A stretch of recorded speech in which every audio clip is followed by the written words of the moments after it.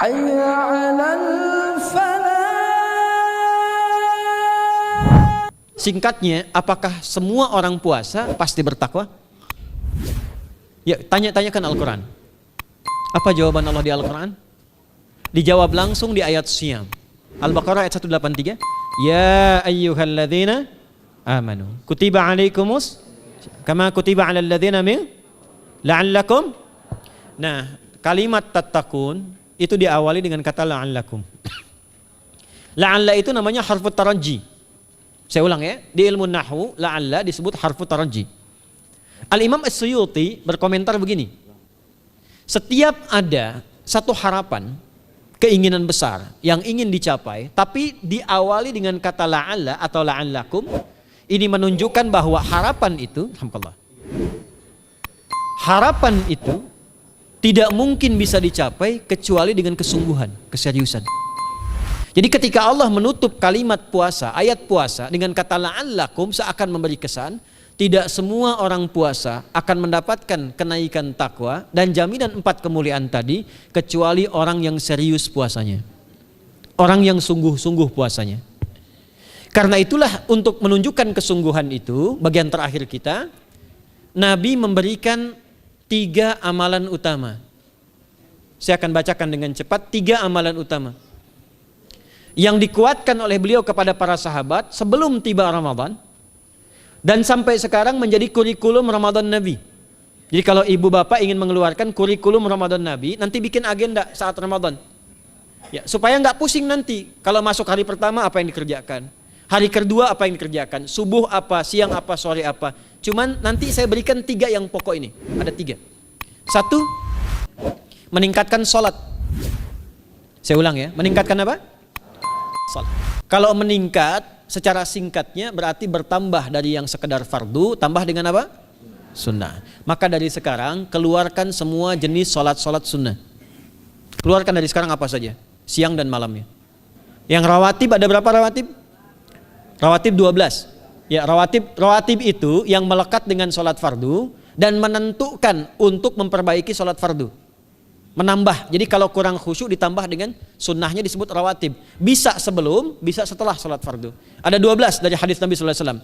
Man shalla isnatai asyrata raka'atan, siapa yang sholat 12 rakaat fi yaumin wa lailatin, yang mengiringi sholat fardu siang dan malam, ya, bunyalahu bihinna baitun fil jannah, maka akan dibangunkan baginya satu rumah di surga kalau konsisten menunaikan 12 itu sampai meninggal dunia. Sahabat yang mendengar itu mengatakan kompak semuanya, sejak mendengar hadis itu kami usahakan istiqomah sampai meninggal tidak meninggalkannya. 12 itu 2 sebelum subuh, cepat. 4 sebelum zuhur, 2 setelah zuhur, 2 setelah maghrib, 2 setelah isya. 2 rakaat sebelum subuh, 4 rakaat sebelum zuhur. Kalau nggak bisa 4 rakaat karena terbatas waktunya, boleh 2 rakaat khusus untuk sebelum zuhur. Kalau nggak bisa 4, boleh berapa? 2. Dalilnya hadis Ibnu Umar radhiyallahu taala anhuma. Kata beliau, hafidtu asyra rakaatin, saya hafal 10 rakaat dari Nabi sallallahu alaihi wasallam salat sunnah. Maka menyebutkan sebelum zuhur 2 rakaat.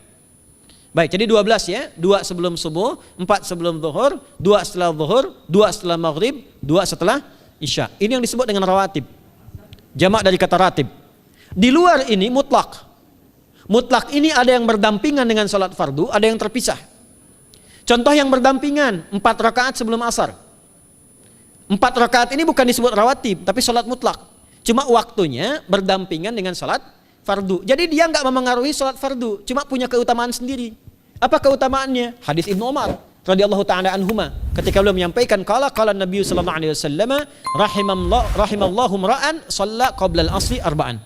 Allah akan menambahkan rahmat pada orang yang terbiasa sholat 4 rakaat sunnah sebelum sholat asar. Jelas ya? Baik. Kemudian apalagi setelah itu? Sholat di antara 2 adzan dan 2 adzan ini, adzan dan iqamah. Ya, di antara adzan dan iqamah. Tahiyatul masjid. Apalagi misalnya salat duha. Duha dibagi 3. Awal duha itu kurang lebih 1,5 jam setelah salat subuh. Subuh sekarang misal 4:30, maka jam 6 muncul awal duha.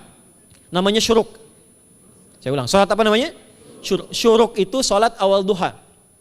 Jumlah rakaatnya 2 rakaat. Man shalal ghadata fil jama'ati thumma yaqudu yadhkurullah subhanahu wa ta'ala fa yusalli rak'ataini fakana alaihi ka ajri umratin wa hajjin, ya ka ajri ummatin wa hajjin tamatan. Siapa yang salat subuh 2 rakaat dengan berjamaah, ya, dan umumnya kalau berjamaah bisa ke masjid di masjid. Kalau tak mampu ke masjid, tunaikan di rumahnya. Setelah itu tidak beranjak dulu, dia duduk untuk berzikir kepada Allah. Zikir itu bisa baca Quran. Quran surah 15 ayat 9 itu Quran disebut dengan zikir. Quran surah 54 ayat 17, 22, 32, 40 itu Quran disebut dengan zikir. Bisa baca Quran, bisa berdoa. Doa disebut dengan zikir. Quran surah ke-7 ayat 205. Ya. Bisa dengan apa lagi? Bertafakkur, ya, mengaji, ta'lim, itu disebut dengan zikir. Ali Imran ayat 190 191. Alladzina yadhkuruna Allaha qiyaman wa qu'udan wa 'ala junubihim wa yatafakkaruna fi khalqis samawati wal ard, ya, disebut dengan zikir. Bisa bertasbih. Zikir pagi petang, kalimat-kalimat thayyibah, ada itu di Quran surah keempat ayat 103. Jadi habis salat subuh zikir dulu. Doa dulu, zikir dulu, belajar dulu, tafsir dulu. Setelah itu muncul syuruk. Perjalanannya disebut isyraq, melewati masyrik, 1 tombak bayangan, dia salat 2 rakaat, itu pahala salatnya senilai haji dan umrah. Sempurna. Bukan sudah haji, bukan. Mau kemana? Ibu mau haji dulu? Tidak. Ya, hajinya nanti bulan Dzulhijjah. Tapi senilai haji dan umrah itu 2 rakaat. Awal duha disebut apa? Syuruk. Pertengahan duha sekitar jam 9 jam 10. Jumlahnya 2 sampai 4 rakaat.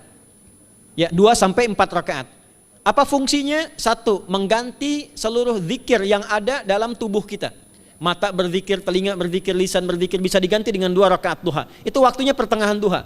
Kurang lebih dari jam 8, 9, 10 lah, kurang lebih 3 jam itu, ya. Yang kedua, bisa menghambat atau menghentikan, menahan satu musibah umum. Misal ada kebanjiran nih atau macet nih. Orang-orang kena macet. Bapak yang biasa sholat duha pertengahan itu tiba-tiba ditolong oleh Allah, dibebaskan. Tiba-tiba ada orang datang, Pak lewat sini di sana macet. Atau dibimbing ada kontraflow. Itu manfaatnya duha tuh. Yang pertengahan. Yang terakhir adalah akhir duha. Sekitar jam 10 sampai jam 11 menjelang ke zuhur. Ya, akhir duha itu jumlahnya dari 2 bisa 4 sampai 8 rakaat. Di antara manfaatnya bisa mempermudah datangnya rezeki dengan izin Allah Subhanahu wa taala ketika ikhtiar. Itu duha. Nanti ke malamnya silahkan tahajud, tingkatkan tarawihnya sampai ditutup dengan witir. Itu salat. 2 yang terakhir saya cepat, 2 yang terakhir adalah banyak berinteraksi dengan Al-Qur'an. Ada 3 caranya. 1, banyak membaca. Itu namanya qiraah. Silahkan Bapak Ibu siapkan dari sekarang, targetnya khatam misalnya 1 kali berapa juz? 30 juz. Kalau mau gampang bagi 30, berarti 1 hari berapa? 1 juz. Paling gampang lagi, supaya nggak capek ngajinya, supaya nggak capek, bagi 1 juz 5 waktu sholat. Contoh, juz pertama itu Al-Baqarah plus Al-Fatihah. Al-Fatihah saya nggak hitung lah karena sudah hafal ya. Al-Baqarah itu 141 ayat, juz pertama. Bagi 5, 28. Jadi setiap ketemu waktu sholat, bagi 2 lagi, 28 bagi 2 berapa? 14. Sebelum sholat baca 14 ayat, setelah sholat baca 14 ayat. Itu 14 ayat tuh paling-paling nggak nyampe 5 menit Bu Pak. Kalau investasi 10 menit setiap waktu sholat, bagi 2 kita baca 14 ayat, itu insya Allah selesai Ramadan khatam Quran. Itu udah rumus. Ya, tidak cukup dengan amin, siapkan dari sekarang. Siapkan. Ya. Kemudian mengkaji, kajian, tilawah. Itu tilawah itu di hadis Muslim pahalanya banyak. Ya, majtama'a qaumun fi baitin min buyutillahi. Ya, kita ngajinya Quran hadis ya, biar ya, lebih kuat dalilnya. Majtama'a qaumun fi baitin min buyutillahi yatluna kitaballahi wa yatadarasuna fima bainahum. Ya, siapa yang bisa tilawah Quran, ngaji, tafsir, keluarkan misalnya untuk Ramadan 10 hari saya pengen tahu Al-Fatihah. Itu ketika dilakukan punya 4 keutamaan. 1, ghasyiyatuhum rahmah. Selama ngaji rahmat Allah dibentangkan. Kalau pengen doa cepat dikabulkan, kalau istighfar diampuni. Yang kedua, awas ini nazalat alaihimus sakinah, diberikan ketenangan dalam jiwa. Bapak Ibu pengen di rumah tangga nyari sakinah, isi dengan Quran di rumah. Amalan terakhir infak. Ya, hadisnya dari Ibnu Abbas, an Ibnu Abbas radhiyallahu taala anhuma, qala, ya, beliau mengatakan kana Nabi sallallahu alaihi wasallam ajwadan nas wa ajwadu ma yakunu fi Ramadan. Adalah Nabi sallallahu alaihi wasallam itu orang yang sangat luar biasa dermawan dan lembut. Dan bertambah dermawan lagi ketika tiba Ramadan. Apa yang dilakukan Nabi? Mensupport sahabat, siapapun yang punya anggaran untuk infak, disiapkan sebelum Ramadan. Jangan berpikir banyak Bu. Yang penting ada anggaran, 30.000 nggak ada masalah. Setiap hari 1.000, tidak harus uang, makanan. Pernah dengar hadis ini nggak? Siapa yang memfasilitasi bukaan orang puasa, walaupun dengan sebiji kurma dan sehirup air, maka dia mendapatkan pahala seperti orang puasa itu tanpa dikurangi sedikit pun. Ada? Hadisnya sahih di At-Tirmidzi. Tapi bukan berarti nyari kurma ke Tanah Abang setiap hari 1. Terus minumnya 1 sedotan aja ganti-ganti. Ya, maksudnya apa? Yang paling minimal kita bisa keluarkan. Itu pahalanya 700 kali lipat dikali 10. Paling standar. 700 kali itu standar biasa di hari ini. Dalilnya Al-Baqarah ayat 261 yang dibacakan Adinda tadi kita itu. Ramadan kali 10 lagi. Maka dari itu disiapkan dari sekarang untuk infak. Kalau kami di desa itu, ibu saya selalu kalau Ramadan itu RT-nya setiap rumah. Ini untuk bukaan hari ini rumah A, rumah B, rumah C. Bukaan besok rumah A, rumah B, rumah C. Boleh tuh di PWM Pak dipraktikkan. Ya, misalnya anggota perserikatan siapa dikasih kesempatan. Mungkin nanti yang lain kurmanya, yang ini misalnya jeruknya, yang ini ininya. Setiap ada bukaan ya kirim ke yatimnya, ya kemudian ke pondok-pondok asuhan Muhammadiyah yang tadi disebutkan sekian ribu itu, cari pahala. Ya, saya kira itu yang bisa saya sampaikan sampai dengan batas waktu yang diberikan. Semoga bermanfaat dan semoga Allah Subhanahu wa taala memberikan kemuliaan kepada kita semua, kesehatan, dan yang terakhir saya ingin sampaikan doa penting. Tolong hafalkan doa ini. Dan ini doa yang diajarkan Nabi menjelang Ramadan. Supaya mendapatkan kesehatan, kekuatan, keselamatan untuk beribadah saat Ramadan. Hadisnya di At-Tirmidzi nomor hadis 3254. Qala, langsung saja qala Nabi sallallahu alaihi wasallam. Allahumma ahillahu alaina bil yumni wal iman wassalamati wal islam rabbi wa rabbukallah.